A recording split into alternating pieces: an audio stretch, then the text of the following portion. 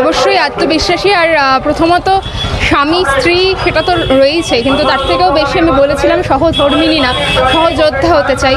তা আজকে যখন যুদ্ধের দামামা বেজেছে, তাহলে সেই যুদ্ধক্ষেত্রে একসঙ্গে চলবো, এটাই তো স্বাভাবিক। কতটা জয়ের বিষয়ে কতটা আশাবাদী? সম্পূর্ণরূপে আশাবাদী। দুর্নীতির আসল রূপ সকলে দেখতে পাচ্ছে। সততার প্রতীক বলে প্রকৃত চরিত্র, সেই কঙ্কালসার চরিত্র, সেটা বাংলার সমাজের প্রত্যেকে দেখতে পাচ্ছে। তার উল্টো দিকে দাঁড়িয়ে সততা, তারুণ্য, এর পথ, এর হাত সকলে ধরবেন, এটা আমি সম্পূর্ণ। লড়াই কঠিন যদি না হয় লড়াই কেন? তাই লড়াই কঠিন হতেই পারে, কিন্তু হাল ফেরাতে লাল ফেরাও, লাল ফিরবে, এটা বিশ্বাস রাখি।